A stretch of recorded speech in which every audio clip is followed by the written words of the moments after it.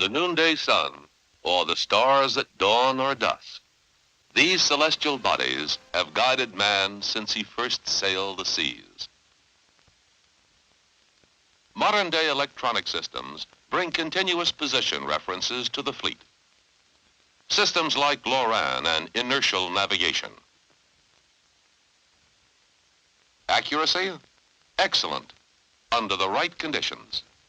Time and weather, for example, complicate visual celestial observations. So do environmental problems inherent in the deployment of our missile-carrying underseas fleet. Navigation by satellites launched into space breaks through these restrictions. 8, 7, 6, 5, 4, 3, 2, 1.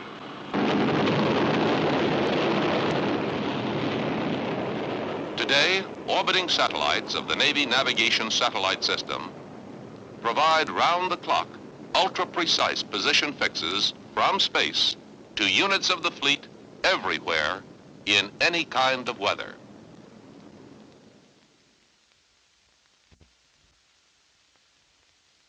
Navigation by satellite. How and why does it work? First, a little astrophysics to answer why.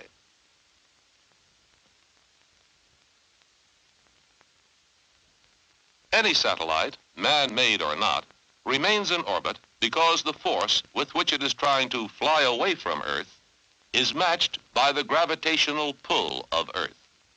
So it continues moving around Earth in an orbit whose path conforms very nearly to the classic laws of Sir Isaac Newton and Johann Kepler. Suppose we put a radio transmitter in the satellite. You'll detect that the radio frequency is Doppler shifted while the satellite passes by. The Doppler effect shows up as an apparent change in frequency and is caused by relative motion between the satellite transmitter and the receiving antenna on Earth. While the satellite is approaching, the received frequency is higher than the one actually transmitted. The wavelengths are compressed by the velocity of the approaching satellite as the intervening distance narrows. As the satellite nears the point of closest approach, the received frequency descends rapidly to match the one we know is being transmitted. As the satellite goes away, the received frequency continues to drop. Doppler shift can be plotted, frequency versus time, to produce a unique curve, which can be received at only one point on Earth at a given instant. Knowing your position on Earth, you can use the Doppler curve to calculate the exact orbit of the satellite. And the reverse is true. If you start with a satellite of known orbit, analysis of the Doppler shift as the satellite passes will tell you exactly where you are anywhere on Earth. This fact forms the basis of the Navy Navigation Satellite System. The system is more accurate than any other navigation system known today. Accuracy that can establish a pinpoint of latitude and longitude. This precision is the result of new techniques for fine control and measurement of time in terms of frequencies generated by ultra-stable oscillators. Of course, there are many astronautical problems that confront this new system. Most of these are the result of the near-Earth orbits used to produce the measurable Doppler effects on which the system depends. For one thing, the satellite does not revolve in a smooth ellipse around Earth. It would if Earth were a perfect sphere with uniform mass distribution. But instead, Earth has various bulges and unequal concentrations of mass whose attraction pulls the satellite this way and that as it orbits. For graphic purposes, we have exaggerated these irregularities. Then, too, the satellite doesn't travel in a perfect vacuum. Another problem is that the satellite radio signals do not travel in a straight line to Earth. They are bent as they pass through the ionosphere, a layer of electrically charged particles that surrounds Earth. But these problems have been solved in the Navy navigation satellite system through observation of a series of experimental satellites, beginning with the launch of the NAV-1B satellite in April 1960. The effects of ionospheric refraction have been corrected by placing 2 radio transmitters in the satellite in order to generate 2 distinct frequencies. Each frequency is bent a different amount by the ionosphere. The difference between the amounts these 2 frequencies are bent is the factor that the receiver uses to solve for and correct refraction error. As for orbital irregularities caused by Earth's uneven shape and off-center distribution of mass, precise tracking of thousands of orbits of system satellites over the past years and analyses of the accumulated data have enabled physicists to compute these irregularities and predict satellite orbits with pinpoint accuracy. Now let's talk about how the Navy navigation satellite system works. To cover the whole Earth, a satellite must be in near polar orbit, that is, an orbit passing near the north and south poles. As the Earth rotates beneath the fixed plane of the orbit, which passes completely around Earth, sooner or later, the satellite will pass within range of any part of the globe. With one satellite in orbit, a particular point on Earth is within range at least once each 12 hours. Ships and submarines need to know their position more frequently than this, and therefore the Navy navigation satellite system employs a constellation of satellites, each in a polar orbit. Thus, ships at sea can get a fix almost hourly, depending on their latitudes.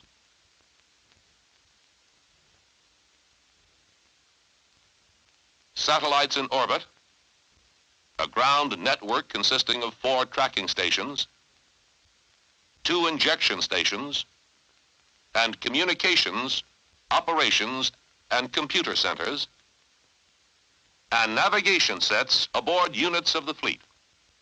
These are the elements of the Navy navigation satellite system. Let's see how they all work together. As a satellite comes within radio range, the tracking station records the Doppler shift of its signals. The tracking station sends the fresh data via the communication center and the operations center to the computer center. The computer center predicts the orbital coordinates which define where the satellite will be each 2 minutes for the next 16 hours.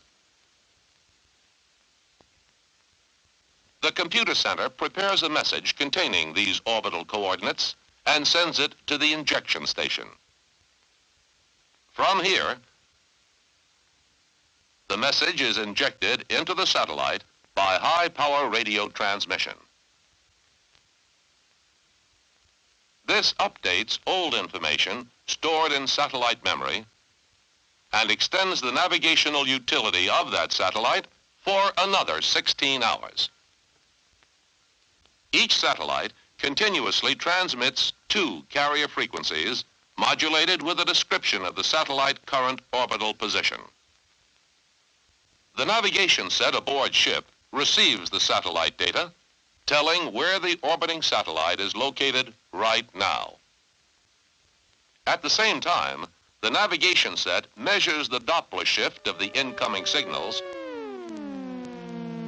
to determine the position of the ship relative to the satellite and instantly prints out the precise latitude, longitude, and satellite time. The system works anywhere in the world, night or day, in any kind of weather.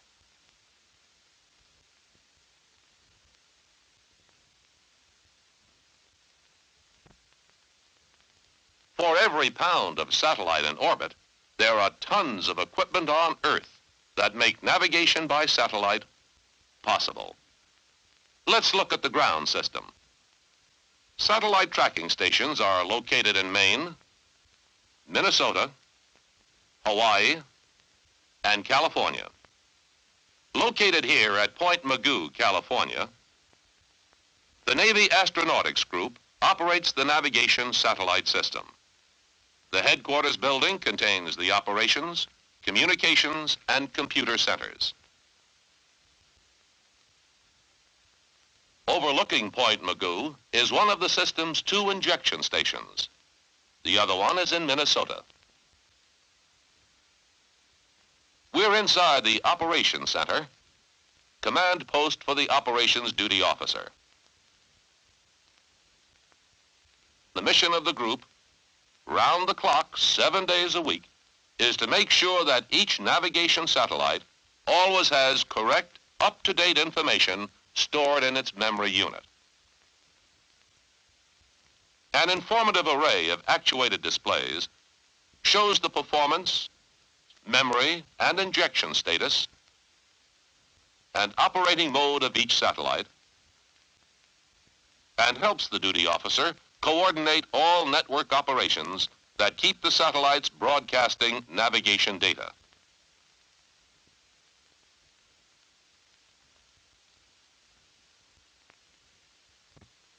A tracking station like this one at Prospect Harbor, Maine, is where the system cycle starts. Here, operators track each satellite pass to report Doppler observations of the orbit that will be used to improve future orbital predictions by the computer at headquarters. Tracking data is recorded on tape for transmission by TRADAT, a rapid self-checking data link 5 times faster than teletype. The operator calls headquarters at Point Mugu to alert them that a tracking message is coming. After he presses the start button, the rest is automatic.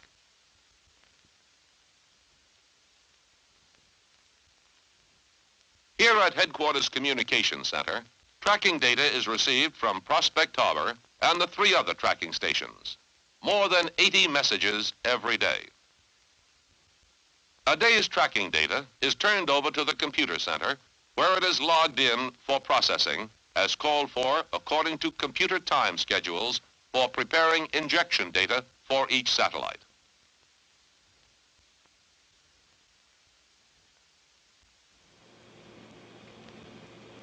The job of the computer center is to update satellite orbits to improve future position predictions and to prepare new messages for injection into satellite memories.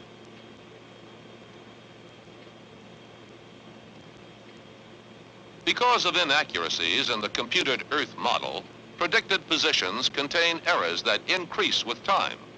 Therefore, satellite orbit data must be updated daily.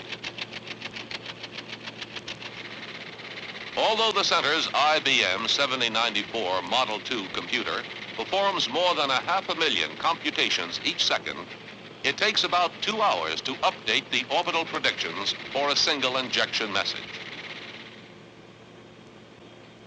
While each satellite memory contains about 25,000 data bits, the message for several injections prepared by the computer center, which includes operating instructions for the injection station's digital equipment, contains more than 250,000 bits.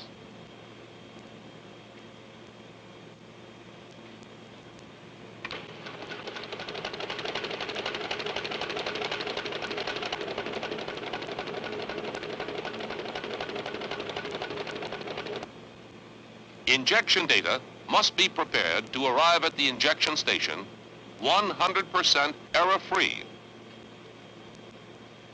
and be there well before a satellite is scheduled to make its pass.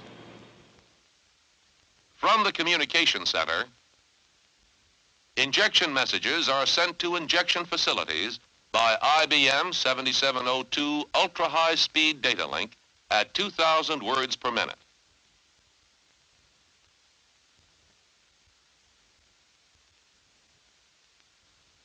At the injection facility, an identical 7702 receives the message exactly the way it was produced by the computer at headquarters.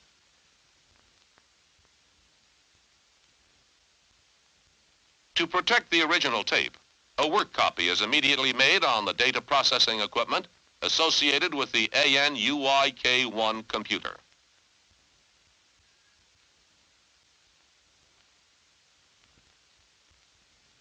This computer, familiarly called the YUK, is the heart of the injection station, controlling the digital equipment during injection. The operator and the computer use an input-output typewriter to talk back and forth.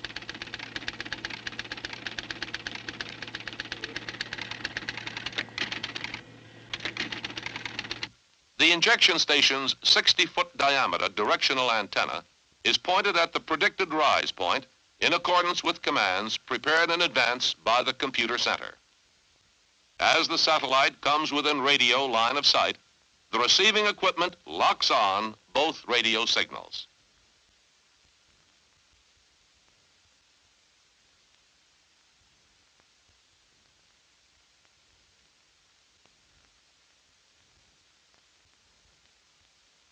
Computer recognition of special identifying words, called barker words, at the beginning of the incoming satellite broadcast establishes the start time for the injection that follows. It takes a little more than a quarter of a minute to inject enough data to last for 16 hours of successive 2-minute broadcasts by the satellite. As soon as the injection attempt is completed, the YUK will make an immediate comparison between the first 2-minute readout received from the message just injected and the same message interval retained in its memory. If they don't match, another injection is automatically attempted during the next 2-minute time cycle. The process is repeated until the computer verifies that the satellite is broadcasting the correct message.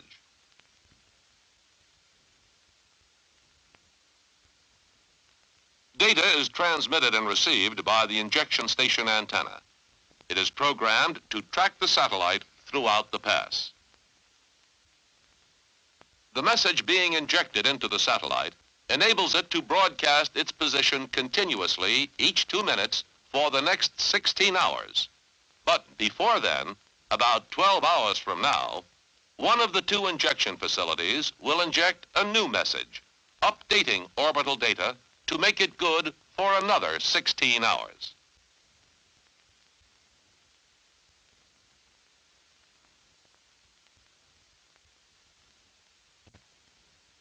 The Applied Physics Laboratory of Johns Hopkins University, Baltimore, is responsible for the design and assembly of navigation satellites.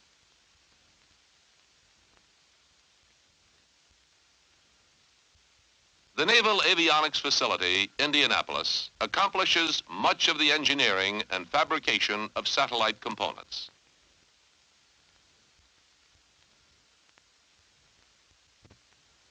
The satellite is currently a compact octagonal spacecraft weighing about 130 pounds. It is loaded with miniaturized electronic components of receiving, transmitting, telemetry, power and memory systems. The satellite clock is in actuality an ultra-stable 5-megacycle oscillator like this one. Solid-state electronic components used in the satellite are so minute that a binocular microscope is used during assembly for the precision welding required to ensure absolute reliability under vibration and temperature stresses encountered during launch and orbit. Satellite memory units and control circuitry can handle nearly 25,000 separate bits of modulated information. The satellite gets its power from the sun. 16,000 individual solar cells convert sunlight into electrical energy that is stored in nickel-cadmium batteries inside the satellite. Before launch, these blades are installed on the satellite, folded down on spring-loaded hinges, and held in place by D-spin cables so that the whole package fits inside the rocket's nose cone. A 4-stage solid-fuel Standard Scout booster is currently used to lift the satellite into orbit.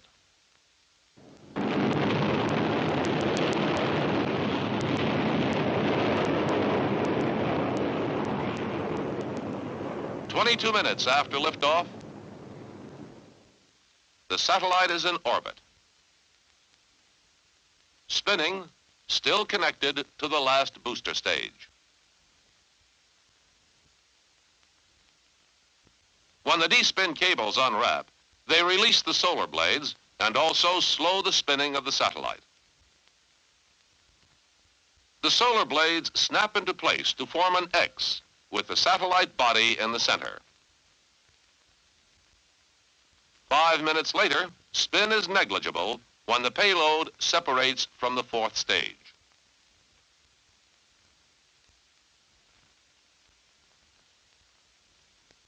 The small amount of spin remaining is dissipated by D-spin rods.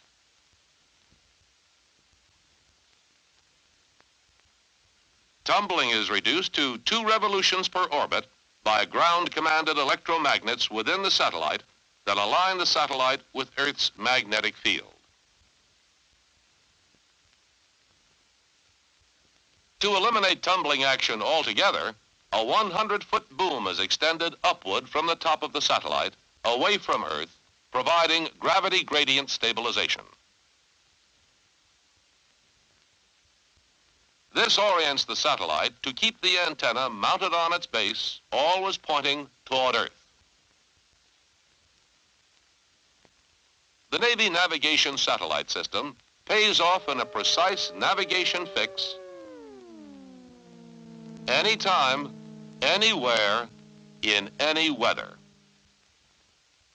On Polaris submarines, the satellite navigation equipment is designated AN/BRN-3. Its operation is virtually automatic. From the alert computations, the BRN-3 knows when the next pass will occur and pre-computes an estimated Doppler curve, such as would be received at the assumed position. When the pass occurs, the navigation set receives the true satellite position and the actual Doppler curve. After filling these known factors into the navigation equation, it computes and prints out the correct latitude and longitude and the satellite time at which the fix was obtained. The BRN-3 solves for true position by adjusting and readjusting the assumed position until its pre-computed Doppler curve matches the actual curve received. Surface ships navigate by satellite too. Here, the equipment is designated AN/SRN-9, and it computes the fix in a different way. After the operator has tuned to the satellite frequency, SRN-9 automatically tracks the satellite, taking Doppler counts for at least 3 2-minute intervals. These counts and the corresponding satellite data received are used to compute hyperboloids that intersect on Earth's surface to fix the ship's position.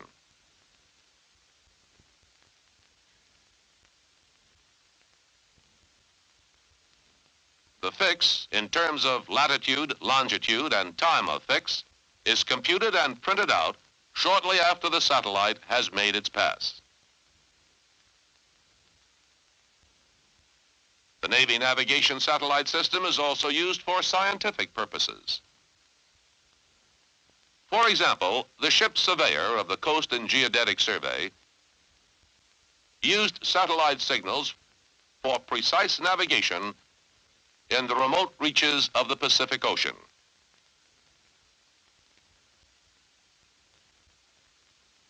The global accuracy of satellite fixes and the ease with which they can be obtained mark a new era in the fields of oceanography and coastal charting.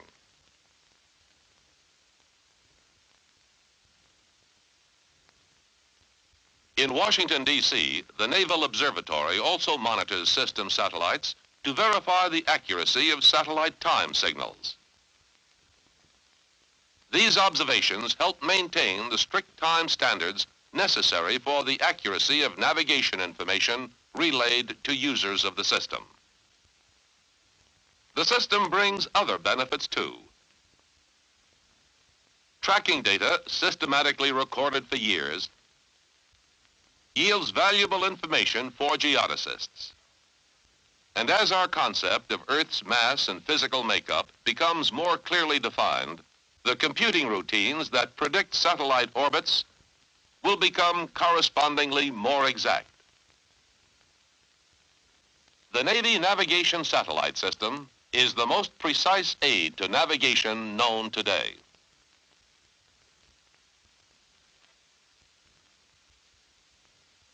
For the navigator, it represents an age-old dream come true.